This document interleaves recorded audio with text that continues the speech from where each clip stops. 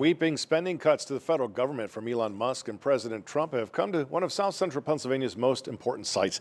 Gettysburg National Military Park has closed historic houses on its famous battlefield, which have been used as lodging for guests.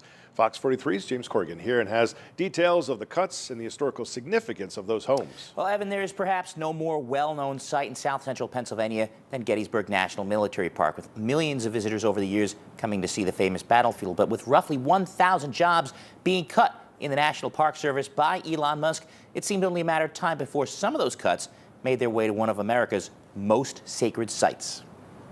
You can't get any closer to the battlefield.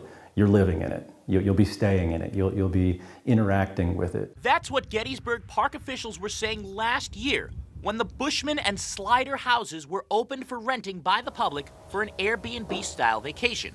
The Bushman home was used by Confederate General John Bell Hood as a staging ground for his attack, and the Slider farm was used as a defensive position for Union sharpshooters during the Battle of Gettysburg in 1863. Some of the most iconic places of battle between the two armies, those armies would have traveled through here. Reservations had gone fast and continued to be full right up until last week, when all reservations were abruptly canceled due to the Doge Department's sweeping cuts in the federal government.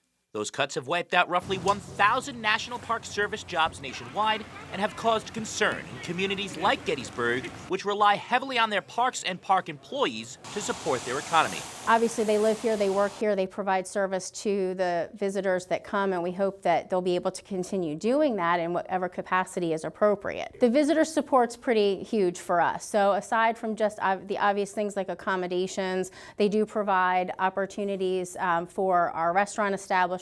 While the cuts are meant to save money, they could end up costing the park money, as officials told us last year that 100% of the proceeds from the rentals would go to preserving and maintaining America's most famous battlefield. They can know with full certainty that what they're doing is actually helping the park and actually helping the structures, both in the short term and the long term.